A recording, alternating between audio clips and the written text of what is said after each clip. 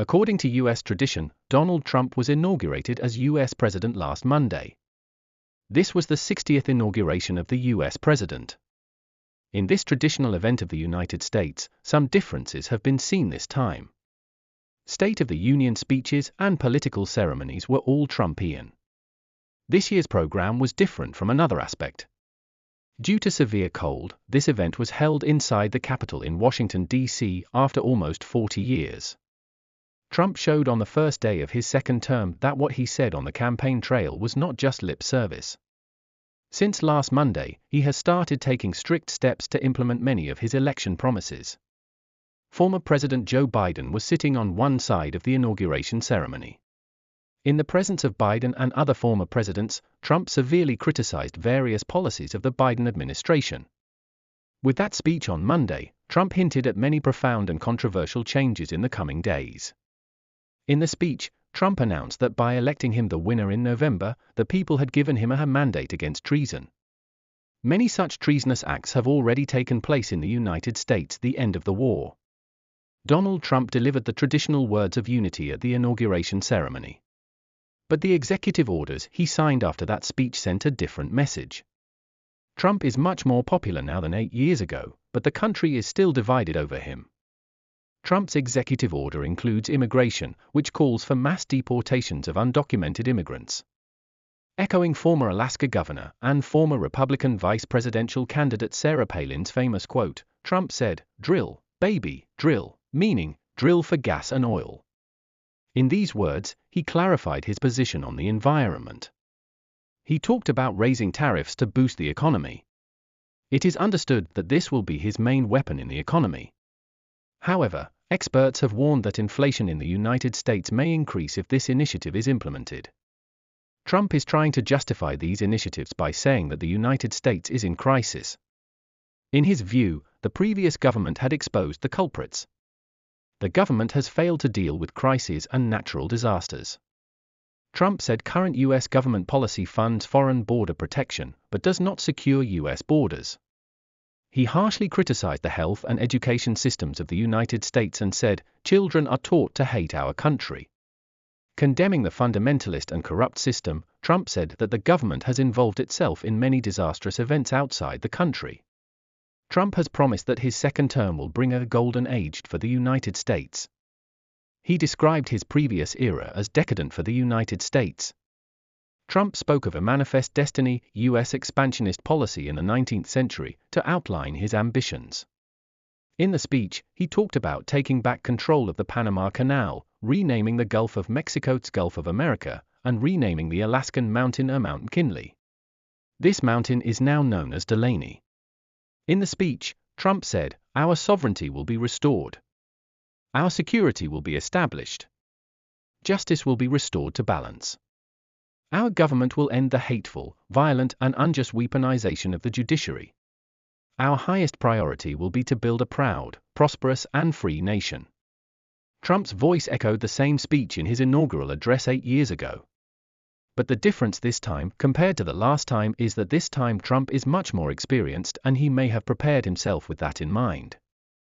This time the power is much more in his hands. His first term saw a kind of chaos since his assumption of power. This time he and his team are much more disciplined than last time.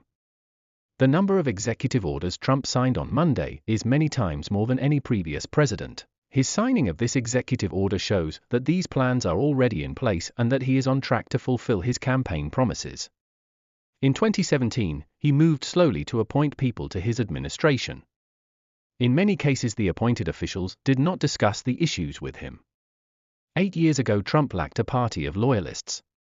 Now he has a large number of loyal associates and advisors who openly discuss various issues with him and are able to find solutions when a crisis arises. His team is very good at implementing any agenda. Trump was much more popular than he was in his first debut. He won the popular vote and the Electoral College by a huge margin in last November's elections. Through this, people's trust and credibility towards him seems to have increased a lot compared to 8 years ago. In the 2016 election, however, he received significantly less of the popular vote than rival Democratic candidate Hillary Clinton. But Saver won in Electoral College counting. This time the opposition is quite weak compared to before. It does not seem that he will face tough opposition from their side. So in the second term, he is very quiet. Opposition Democrats still cannot understand how Trump won such a big victory. They are busy with these things. Now what should be done to turn around, that is also their headache. As a result, it will take time for them to get into the position of opposing Trump. Many people have opposed or distanced themselves from Trump in the past. After Trump's victory, they are now expressing their excitement, interested in working with him. Big tech owners, including Elon Musk, Mark Zuckerberg, and Amazon founder and Washington Post owner Jeff Bezos, were front row for the inauguration inside the Capitol. It is also an indication of big changes ahead. The 45th President of the United States had no friends in Silicon Valley. But the 47th President appeared there in a completely different form this time. 4 years ago on January 6, 2021, pro-Trump protesters rampaged through the Capitol. Trump's executive order pardoned all those accused and convicted in the incident. On Monday, the Capitol was again full of Trump supporters and loyalists. This time they were guests, dignitaries, elected officials, etc. As a result, holding the ceremony in the Capitol this time, rather than in the open air, added another dimension for Trump and his supporters. Trump used the inauguration ceremony as a strategic and emotional place.